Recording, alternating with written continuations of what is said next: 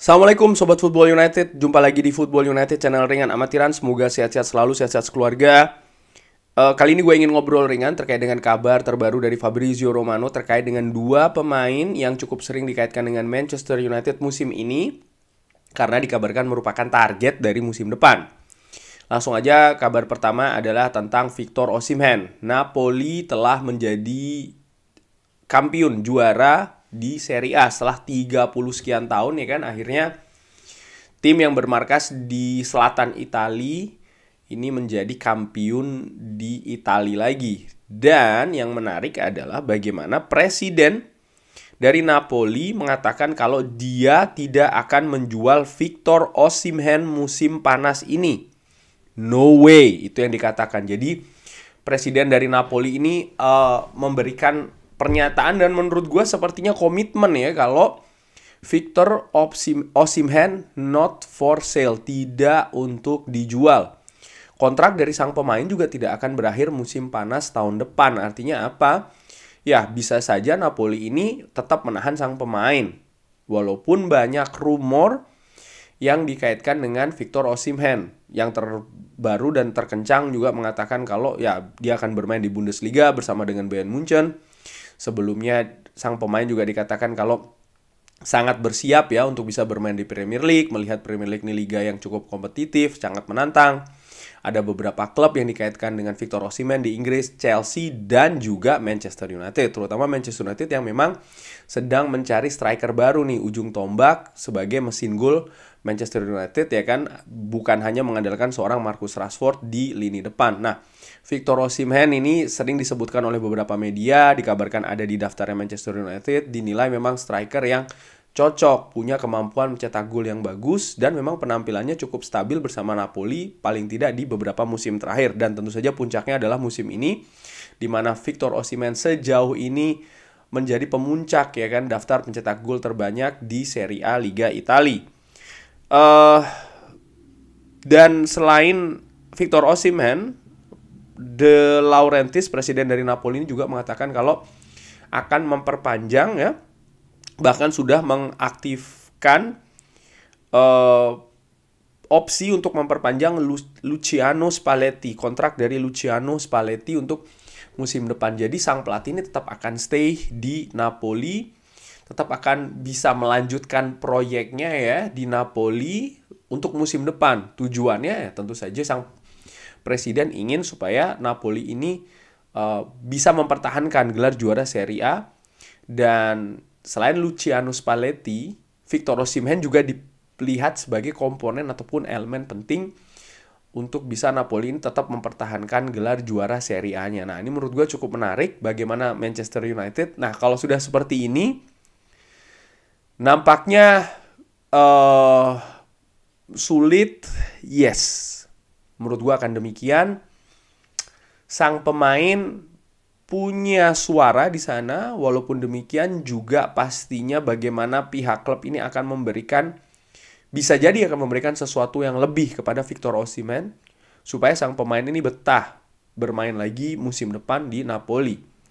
Napoli sendiri menurut gua tampil untuk musim depan dengan status yang mentereng sebagai juara bertahan Serie A, dan ini berarti juga bagaimana kesempatan Napoli untuk tampil di Champions League musim depan tetap ada. Dan kalau melihat perjalanan Napoli musim ini, ya menurut gua musim depan mereka pun juga punya peluang yang besar untuk mengulanginya di Champions League. Dengan syarat apa ya, komponen yang berada di tim saat ini, pilar-pilarnya tetap berada di Napoli. Dan ini nampaknya yang dibaca oleh presiden Napoli dengan mengatakan Victor Osimhen tidak dijual, Luciano Spalletti juga sudah di-trigger, sudah diperpanjang nih opsinya. Satu-satunya cara menurut gue adalah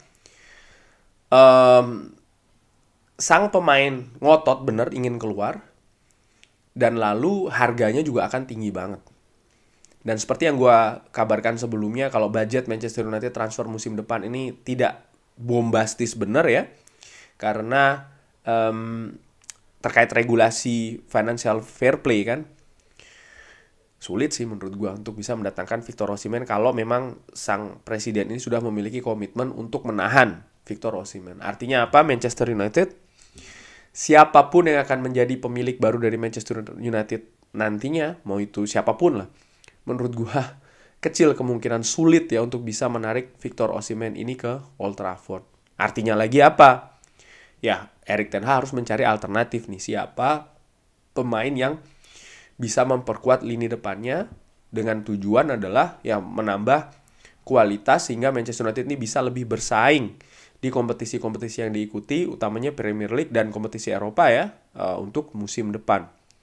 Tentu saja ada nama-nama lain selain Victor Osimhen yang juga cukup santer disebutkan kan, Harry Kane.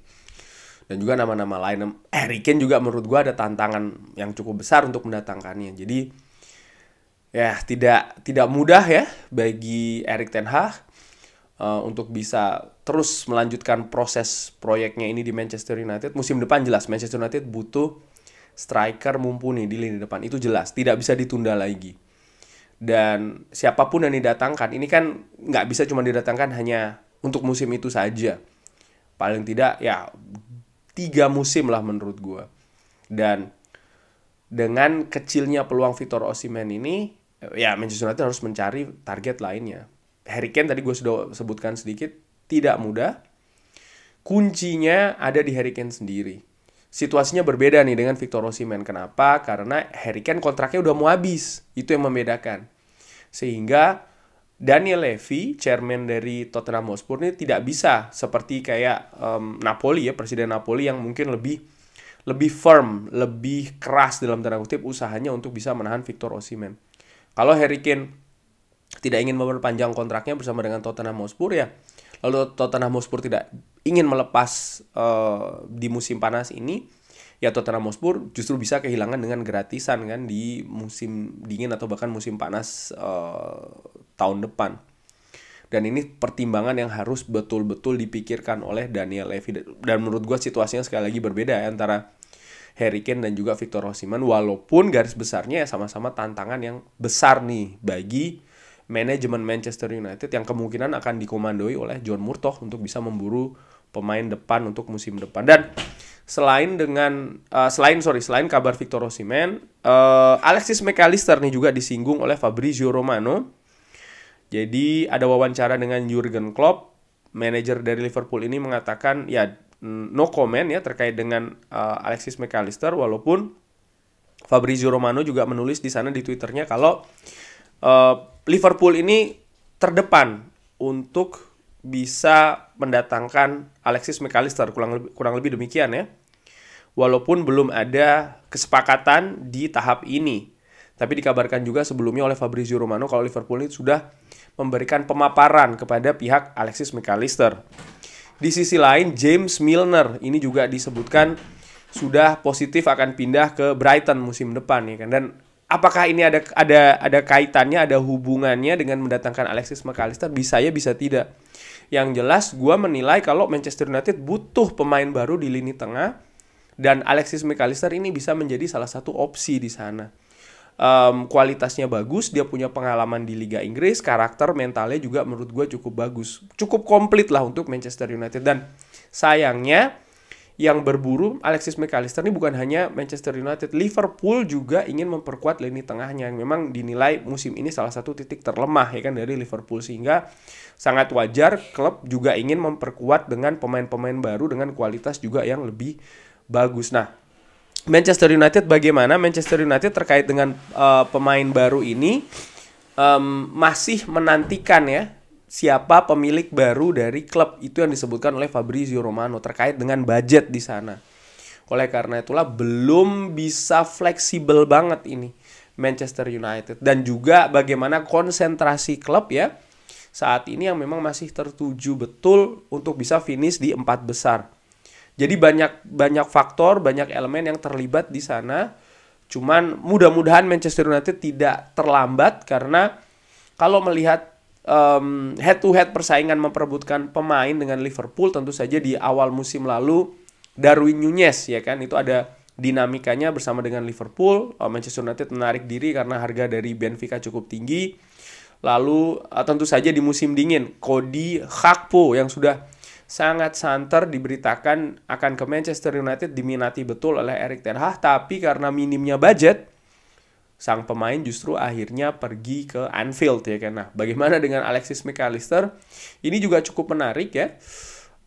Tentu saja opsi pemain tengah bukan hanya Alexis Mac Allister, tapi kalau menurut gua ringan amatiran pemain ini pemain bagus. Manchester United butuh penguatan di lini tengah. Terlihat ya bagaimana Christian Eriksen setelah cedera ini berbeda ya kan. Lalu Sabitzer yang belum tune in betul. Bruno Fernandes yang sering ditarik di posisi pivot, bukan posisi terbaiknya, karena ketika Bruno Fernandes berada di posisi sana, gelandang serang dari Manchester United nih ada perbedaan kualitas, sehingga menurut gua ya Manchester United butuh mencari partner bagi seorang Casemiro di lini tengah. Frankie de Jong sering diberitakan menurut gua sulit ya melihat situasi saat ini, walaupun bukannya tidak mungkin. Sekarang ya siapa nih yang akan diincar, dan ini sangat-sangat terkait dengan kepemilikan baru dari Manchester United karena terkait dengan budget. Gua harapkan ini bisa segera tuntas proses penjualan pembelian Manchester United ini, karena memang yang paling terdekat nih siapa yang akan didatangkan ini sangat terkait dengan proses tersebut.